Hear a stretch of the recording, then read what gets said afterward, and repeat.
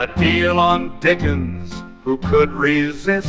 A stack of Austen, warmly kissed. Golden Age crime tales twist and turn, every page a treasure to learn. Books keep coming home with me, piles so tall they're all I see. Turn a page and sail the sea, reading always feels so free. Hi guys, welcome to Talia Nerds Out. My name is Talia. I am doing one last book review for tonight, although who knows where it'll be spread out. They might be interspersed among other videos, like out of order or whatever. I don't necessarily like to do, book haul after book haul after book haul. Even though I save my book hauls until I have quite a bit to show, I still kind of like to sometimes space in reviews through there.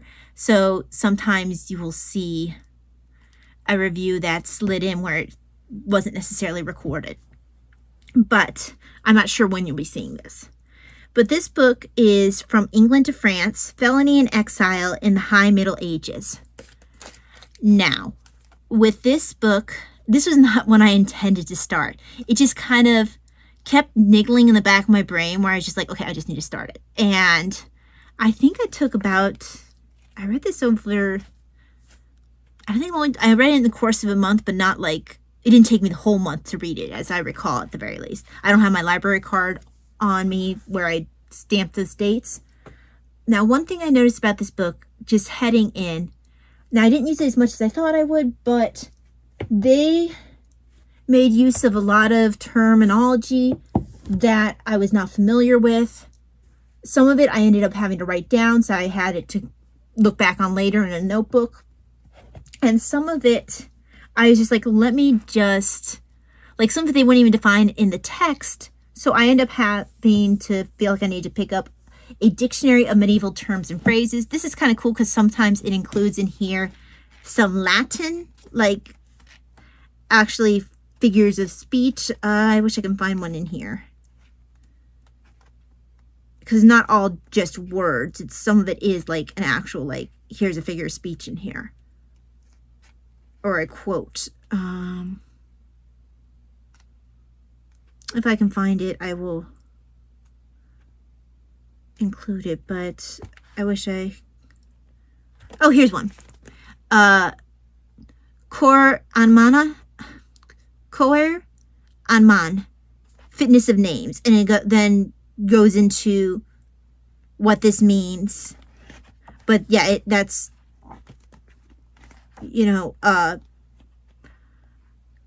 just a couple of words that's a figure of speech that was in, what is that, French?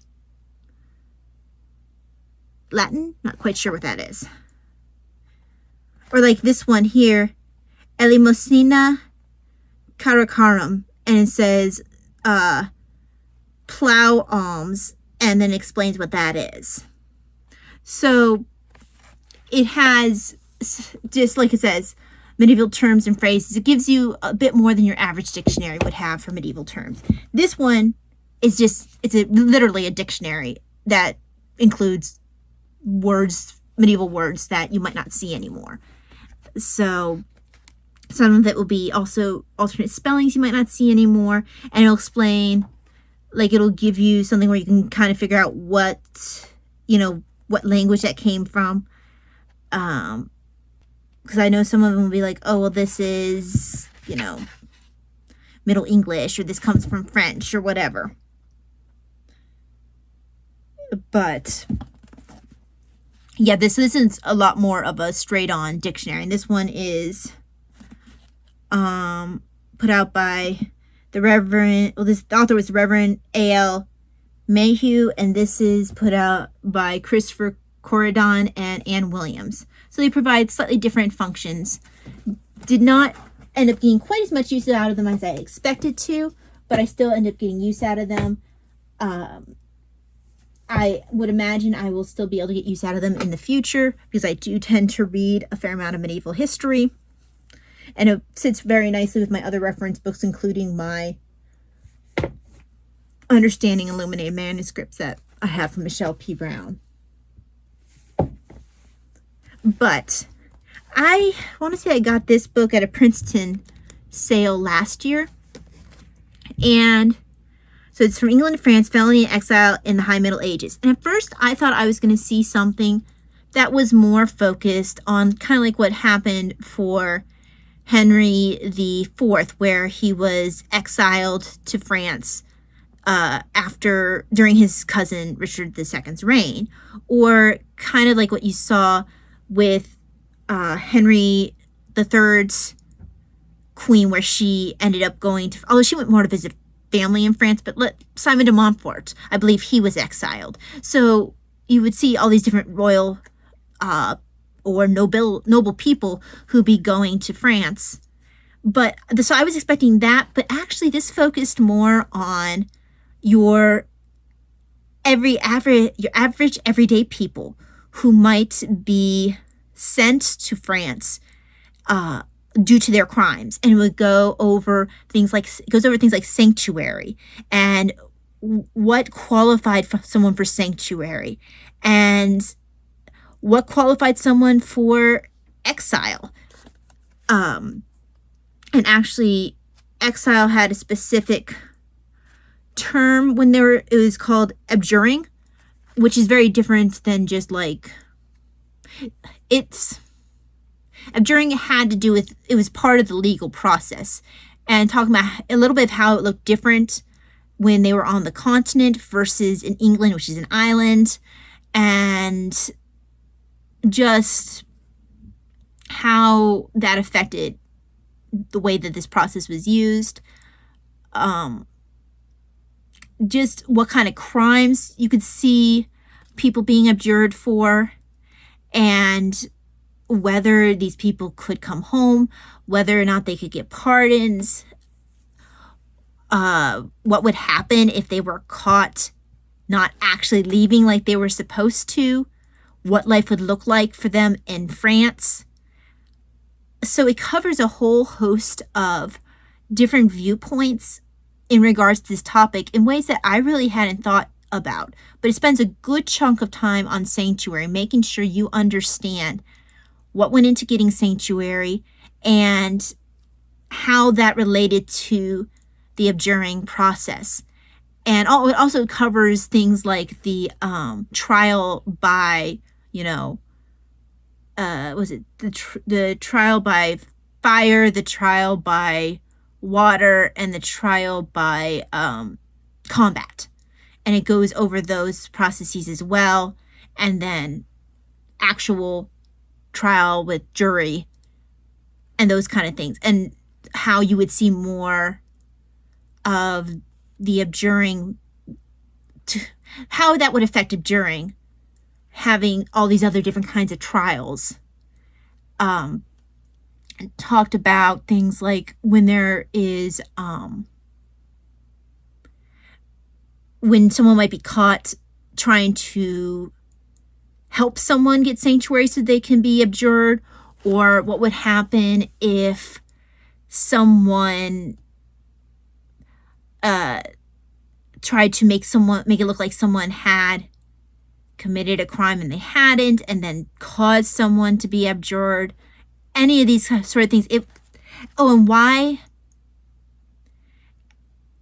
someone would be abjured. So like if you had a trial by fire but you passed it and then you were still abjured, what the reason was for that, which is like you obviously had a bad enough reputation that someone thought you did it, even though you passed this trial by fire, water, or whatever.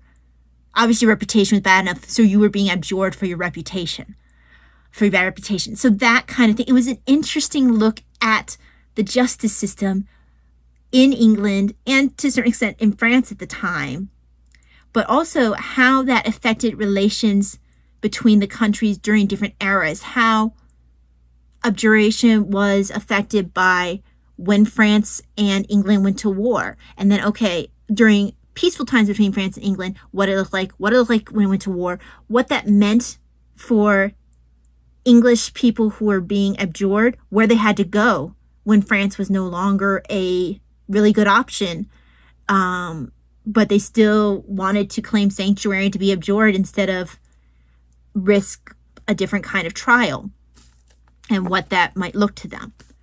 So it covers this topic in a very in-depth and interesting way. It makes you look at it in a way that maybe you hadn't really thought of, if you had even really thought about exile in regards to anyone besides the nobility, which I hadn't. I had really, when I picked up this book, I thought I was going to be looking at people like Henry IV. I didn't expect to be looking at your average thief, murderer, whatever the crime might be, fill in the blanks. And then just also the number of crimes that could be covered that could earn you an abjuration because of it, of where it fell. So it's just interesting how much this one topic could give, the breadth of knowledge you can get on the English judicial system just from this one topic of exile from England into France. And like I said, a little bit of a glance into France, but France's justice system really wasn't the point here. It was just touched upon to compare to.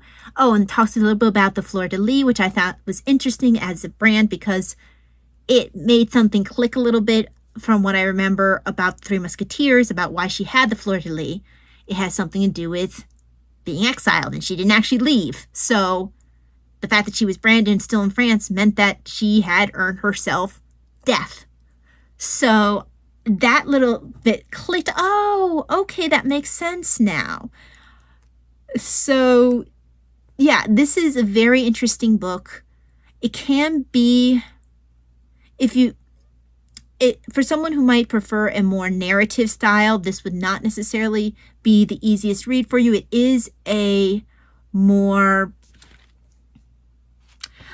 I would say it's scholarly, but not like too scholarly in my opinion. But so like every once in a while, the author's opinion will be inserted, but not in a way that feels like he's intrusive. It's more like, this is what my research showed, or this is what this other source stated, but based off of my research, I am more inclined towards X belief. So that's why I mean, like, even though it has some of the insertion of the author, it doesn't feel like it's in a way that's, it feels like it's in a scholarly way, if that makes sense. So it really didn't bother me that much, but it's a dense read, but it's an interesting read. So this was one of those unintentional reads. I made it through pretty quickly. I am really delighted that I read it. I got a lot out of it. I will reread it at some point, most likely, but it's not going to be one that I reread like soon, because it is a heavy read and I don't need to reread it right away. But yeah, From England to France by William Chester Jordan, Felony and Exile in the High Middle Ages, and this is a Princeton University Press book. So check it out. I don't know what the price is currently on Princeton. I got it at a significant sale, as I recall. It's been a while, but I got it at a significant sale to my best recollection. So thank you very much for joining me. Hope that you have a wonderful day, and I will see you again for the next video. God bless. Bye. Books keep coming home with me, piles so tall they're all I see. Turn a page and sail the sea, reading always feels so free.